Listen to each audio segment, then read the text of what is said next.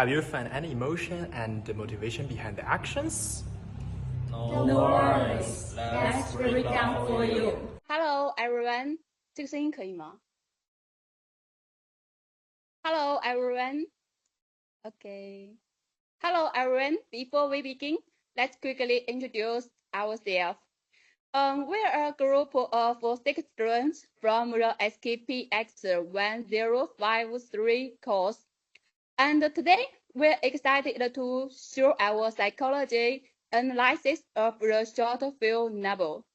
Our team includes 陈龙菊, it's me, 孔银河, 吴怡,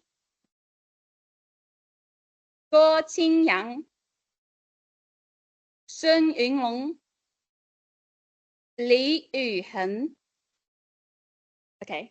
We have each worked on different parts of the analysis, and together we hope to give you a meaningful and engaging presentation.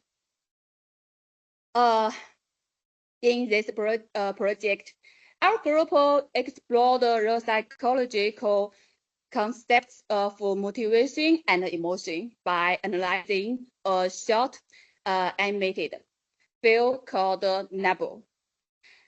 It's a Brazilian animation directed by Gustavo Levy, and it tells the touch story of a young boy reconnecting with his grandfather who has dementia. We chose NAPO because it's powerful despite having no dialogue at all.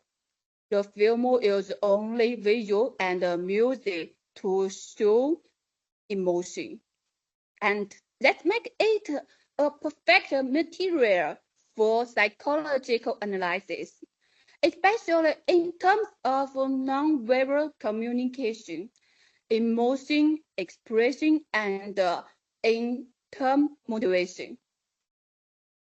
In the next few minutes, we will walk you through the theories we used, how they are applied to the film, and our reflection on its deeper meanings. Let's get started with the psychological theories that guide our analysis. Okay, next part. Hi, my name is Wu Yi. Let's dive into. Hi, my name is Wu Yi. Let's dive into the psychological theory we used to analyze NAPO. These theories helped us better understand the character's thoughts, emotions, and motivations throughout the film. We focus on 3 main theories. The first is self-determination theory. We also called it SDT, developed by Deci and Ryan. This theory suggests that people are most motivated when 3 basic psychological needs are fulfilled: autonomy, competence, and relatedness. We applied this theory to understand how the boy's motivation shifts as the story progresses. The second is James Lange's theory of emotion.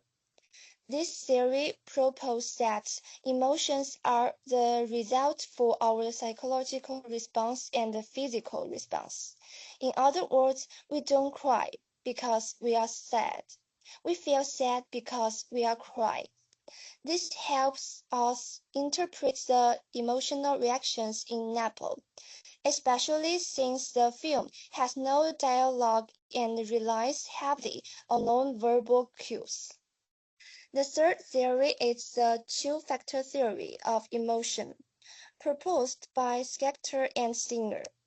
It argues that emotions arise from both physical arousal and how we interpret the arousal.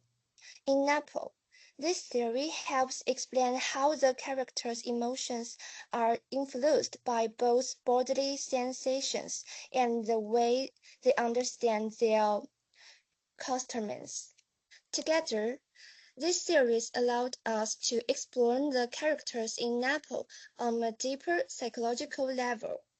In the follow parts, we'll show how each theory is reflected in the characters' behaviors and emotional journeys, starting with motivation. Thank you.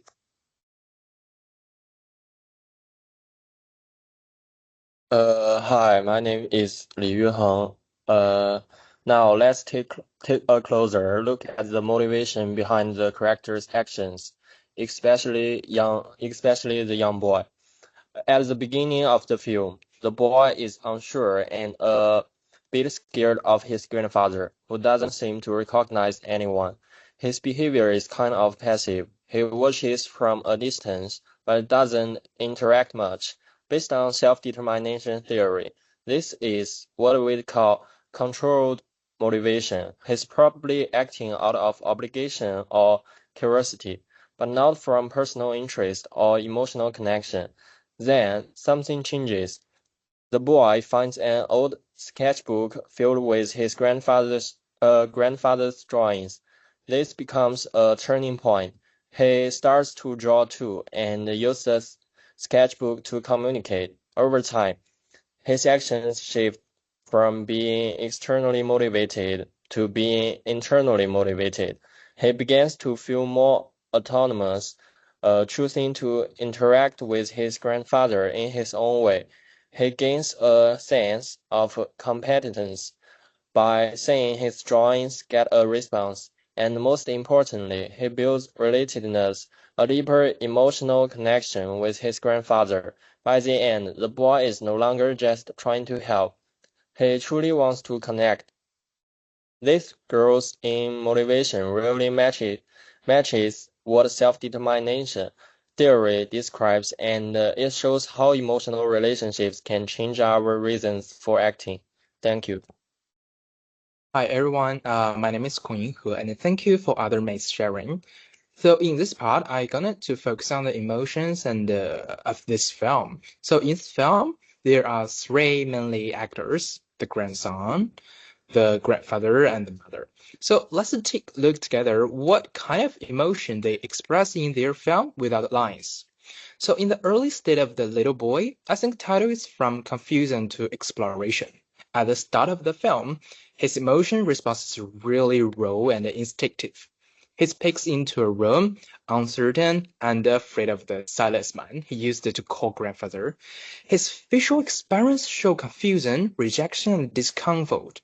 According to the James Long theory, three emotions come not from the situation directly, but from the boy's interpretation of his body reaction, like a fast heartbeat or physical tension when seeing something unfamiliar. So at that point, he feels loose. As the story develops, the boy's emotion response began to shift. He explores his grandfather's belongings, especially the photo albums and old drawing. He even imitates his grandfather's painting style. He no longer puts away. He starts to sit behind him and look with interest and interest. So this transition reflects emphasis employment as proposed by Hartford in 2000 year. The boy began to feel with his grandfather even without words. So the boy felt so engaged in what psychologists call emotion reparational. At first, he saw only loss in his grandfather's silence, but as he drew and noticed smell response, like eye motivation or faint smiles, he started to see connection instead. You can see the picture I posted here. So let's turn to the grandfather. Silence man. So in the beginning, he shows a little experience like blank stars, repetitive moments, and emotion withdrawal. But then, the moment he sees the family image, his expression changes from surprise to warmth to finally a soft smile. So the aliens from Just saw the Ledox's theory of emotion memory, which suggests the emotion memory are stored in area like the amygdala. So, and can be triggered even when other memories fade. Also, according to the Winning Coin theory of transitional objects, create actor like drawing can serve as a bridge, helping someone in emotion regression feel safe again. So in this film, art becomes a medium of emotion reconnection. Although the mother is a supporting chapter, her emotion journey is still visible. So at first, she seems helpless and burdened, caught between a child who doesn't understand and a parent who can't communicate. So his glances express emotion faculty. So, but later she witnessed a howling band between her son and the father. She began to smile more softly. Her body relaxes. So this show how howling in one part of the film can lift and the burden from other two. So it's a quiet but powerful message about narrational love. So in conclusion, NAPO teaches us that emotion doesn't need words. So let's invite another partner. Okay, my name is Guo Jinliang, and even though the NAPO is just a short film, it's actually diving into some pretty big topic, like memory loss, age, family connections, and how we still communicate when the world doesn't work anymore. One thing that really stuck with me is how memory isn't just about remember facts. It's a big part of who we are. When the grandfather sees those old painting he did, it's like something inside him clicks. For a moment, he kind of wakes up. Those pictures bring little piece of his past back to the life. The film also shows that we don't always need words to connect with anyone else.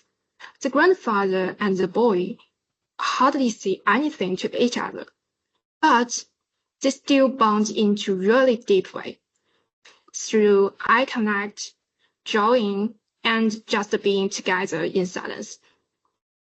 That really hit me, especially thinking about how we connect with loved ones. Even when talking isn't possible, the emotional connection can still very real. Another thing I loved was seeing the little boy growth.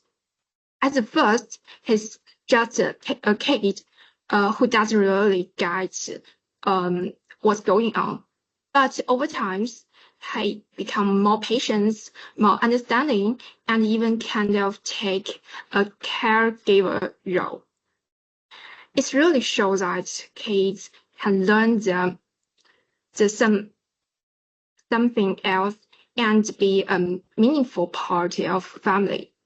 In the end, NAPO isn't just about memory loss. It's about how love, patience, and a bit of creativity can bring people closer, even though in the hard times. Okay, thank you.